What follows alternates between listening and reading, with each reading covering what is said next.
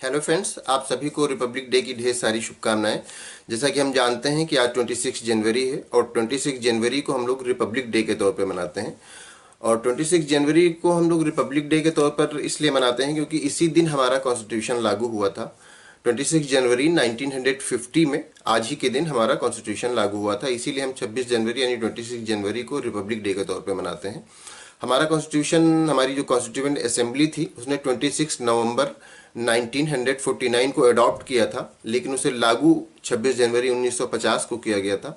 तभी से हम आज के दिन को रिपब्लिक डे के तौर पे मनाते हैं। रिपब्लिक का मतलब ये होता है कि कोई ऐसी कंट्री जिसका जो हेड ऑफ स्टेट होता है, वो हेड ऑफ स्टेट चुन करके आया हो, तो उसको, उस कंट्री को रिपब्लिक कहा जाता है। जैसे हमारे यहाँ जो हेड ऑफ स्टेट हमारे प्रेसिडेंट होते हैं, तो हमारे प्रेसिडेंट को हम इलेक्ट करते हैं।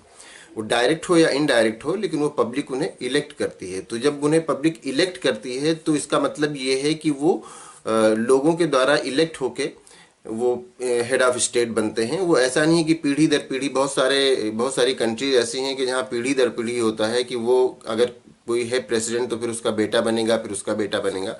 तो वो ऐसी कंट्रीज रिपब्लिक नहीं होती। रिपब्लिक वो कंट्रीज होती हैं कि जिसका हेड ऑफ स्टेट, जो वहाँ की पब्लिक है, वो इलेक्ट करे, वो डायरेक्टली इलेक्ट करे या इनडायरेक्टली इलेक्ट करे, लेकिन वो इलेक्ट होकर के आए तो उसको रिपब्लिक कहते हैं। जैसे, और डेमोक्रेटिक कंट्री वो होती है कि जहाँ की गवर्नमेंट को पब्लिक वोट दे करके चुने।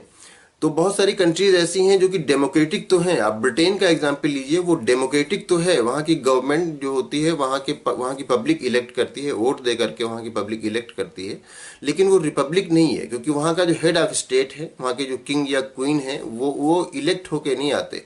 वो तो जो क्वीन है, फिर उनका बेटा बनेगा, फिर उनका बेटा बनेगा, तो वो रिपब्लिक नहीं है। लेकिन हमारी कंट्री जो है वो रिपब्लिक भी है और डेमोक्रेटिक भी है। तो आज ही के दिन 26 जनवरी 1950 को हमारा कॉन्स्टिट्यूशन लागू किया गया था, और इसीलिए आज के दिन को हम रिपब्लिक डे के तौर पे मनाते हैं। और हमारा जो कॉन्स्टिट्यूशन है वो इस दुनिया में किसी भी कंट्री का सबसे बड़ा रिटन कॉन्स्टिट्यूशन है। इतना बड़ा रिटन कॉन्स्टिट्यूशन किसी भी कंट्री में नहीं है।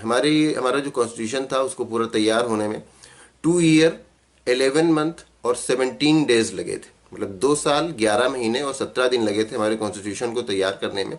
और हमारा कॉन्स्टिट्यूशन इस दुनिया में किसी भी कंट्री का सबसे बड़ा रिटन कॉन्स्टिट्यूशन है। तो हमारा कॉन्स्टिट्यूशन आज के दिन लागू हुआ था, इसीलिए हम आज के दिन को रिपब्लिक डे के तौर पर मनाते हैं। आप लोगों को एक बार फिर रिपब्लिक डे की ढेर सारी शुभकामनाएं। Thank you.